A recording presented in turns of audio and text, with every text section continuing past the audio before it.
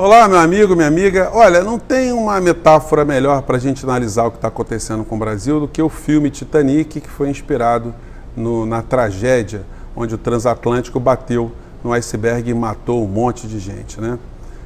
Nós vamos falar sobre isso, o que tem a ver Chile, Titanic, Brasil, Guedes. E se você está chegando agora, se inscreva no nosso portal, porque aqui a gente sempre aborda temas que você não vê pelos grandes meios de comunicação.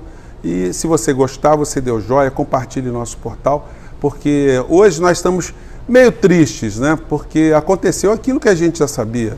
A reforma da Previdência dificilmente não passaria, porque ela é uma plataforma de grupos econômicos, grupos estrangeiros, grupos financistas e rentistas que têm garotos propagandas ou estruturas de propaganda muito eficientes como as grandes televisões. E aqui no Brasil, quando a Rede Globo de televisão, a família Marinho, defende uma proposta, dificilmente ela não será aprovada. Eles fizeram uma propaganda insistente da reforma da Previdência e de outras plataformas também que estão jogando países em grandes convulsões, grandes rebeliões, e esse será o destino do Brasil.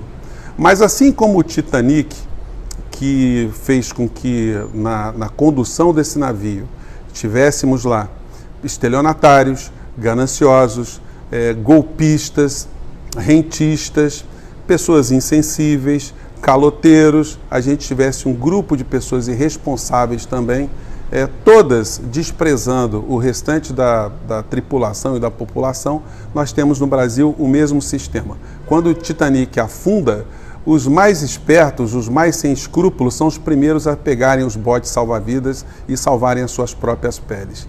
Esses grupos empresariais que cuidam de meios de comunicação no Brasil, no Chile, na Bolívia, no Equador, todos fazem a mesma coisa. Todos estão a serviço da desinformação e da alienação dos seus povos de uma maneira geral. Quanto mais eles anestesiam a cabeça desses povos, colocando a dramaturgia, a música, a cultura, o entretenimento, o esporte e jogando a informação de uma forma muito sofisticada, menos esse povo tem condição de reagir. Mas no Chile a panela de pressão explodiu. Apesar deles terem várias TVs como as Rede Globos, como a Rede Globo lá no Chile, o povo chileno não está aguentando mais assistir os seus velhos, seus pais, os seus avós morrerem sem terem a menor assistência do Estado. Porque no Chile se privatizou tudo.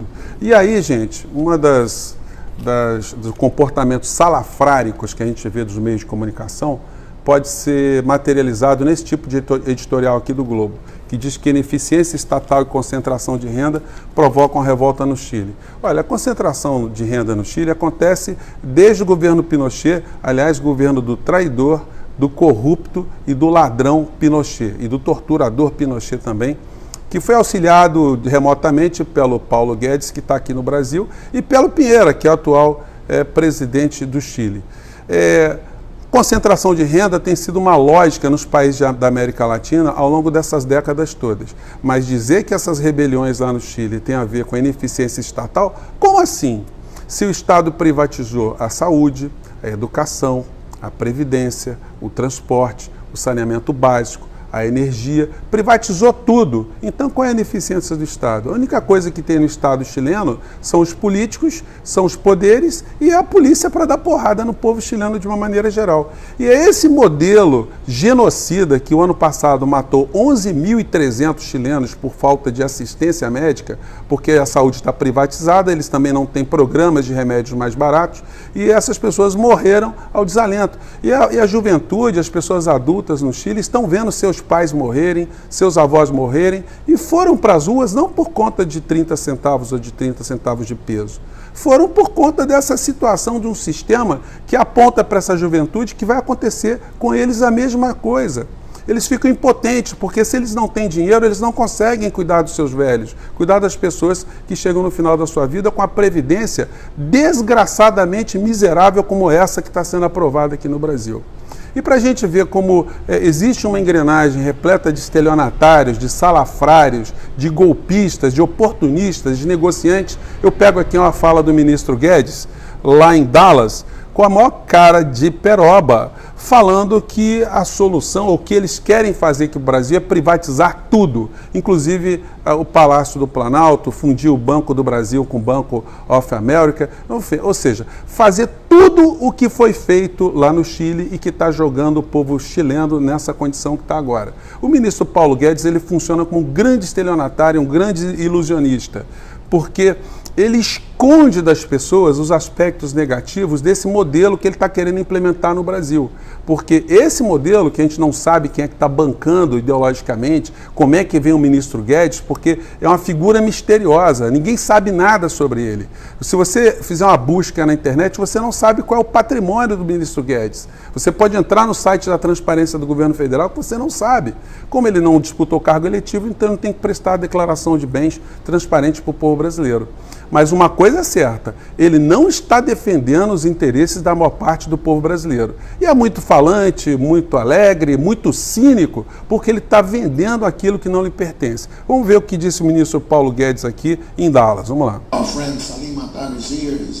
Aliás, ele começa aqui, só fazendo um pequeno parênteses, falando do Salim Matar, que é um bilionário, ele fala isso com a boca cheia, meu amigo bilionário, e esse cara ficou bilionário porque ele é dono da Localiza, uma empresa de locação de veículos, né, que se aproveitou das brechas fiscais do nosso país e virou um bilionário porque não paga imposto. Olha, se você arrecada dinheiro e não paga imposto, é um grande negócio, né? E esse homem foi escolhido por Guedes para vender aquilo que não pertence nem a Salim Matar e nem a Paulo Guedes. E ele fala disso aí com uma disfarçatez, uma alegria muito grande. Vamos continuar aqui. He'll sell everything we have there, from the president's palace to the house I was supposed to live, to everything we can sell.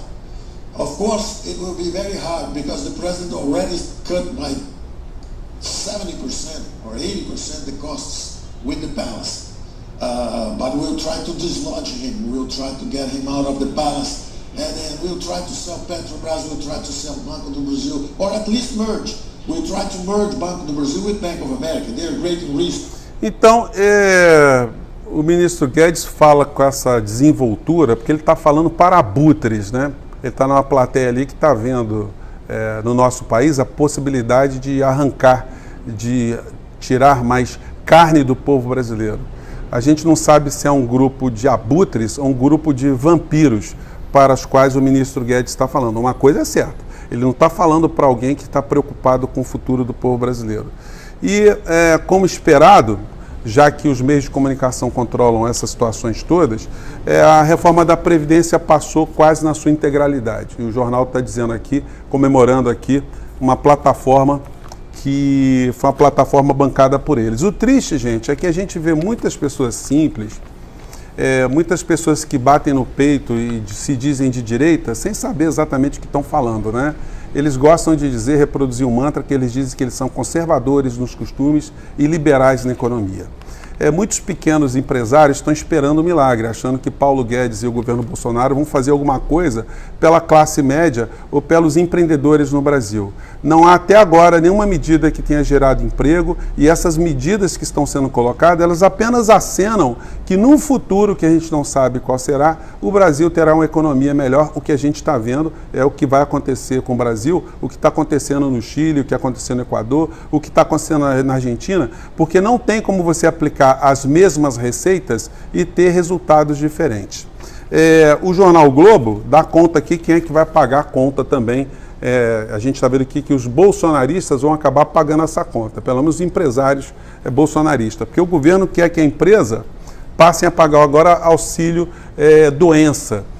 Espera economizar 15 bilhões de reais. O governo vai economizar porque ele não vai pagar mais auxílio doença. Quem vai pagar auxílio doença é você, pequeno empresário, você que tem já despesas, né, demais, né, que acreditou que o Estado mínimo seria uma solução para os seus negócios.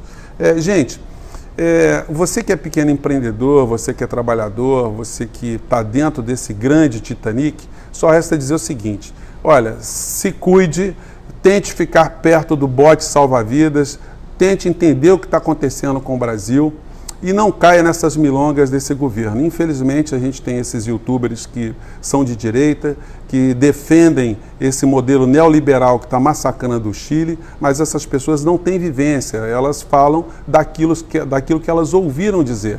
Sobre os conflitos na América Latina, vocês não veem um youtuber de direita comentando alguma coisa por uma única razão: Olavo de Carvalho não está entrando nesse tema. E se Olavo de Carvalho não fala nada, esse pessoal não tem repertório para fazer uma análise do que está acontecendo no Chile, no Equador, na Argentina e na Bolívia. A única coisa que eles sabem fazer é cuidar de futricas envolvendo a família presidencial, os membros do governo, reverberarem toda essa confusão, causando também uma armadilha para os youtubers que não são de direita, que ficam discutindo esses temas todos, jornalistas que ficam ocupados com Joyce Hasselman, com Bolsonaro, filhos de Bolsonaro, com as brigas internas dentro do partido político, enquanto o Brasil está sendo entregue lentamente à Previdência Social. Tudo que está sendo feito em prejuízo do povo brasileiro para beneficiar os grupos inescrupulosos que tem no Brasil como eixo central os grandes meios de comunicação das famílias que não colocam a cara. Você nunca vê a cara de nenhum dessas pessoas. Eles nem precisam, porque eles têm os seus fantoches, os seus ventrílocos, os seus apresentadores, os seus lacaios, que funcionam como porta-vozes dessa ideologia de destruição de países como o nosso em benefício de pequenos grupos econômicos. Gente, desculpem o desabafo, mas aqui o nosso programa ele funciona como um semeador. A gente vai jogando semente para que surjam algumas árvores cujas sombras a gente talvez não descanse, mas as árvores vão ser plantadas para o futuro, como alguns povos estão agora começando a colher alguns frutos e começando a utilizar essas árvores para mudar a realidade de seus países. Eu fico por aqui, um grande abraço, tchau!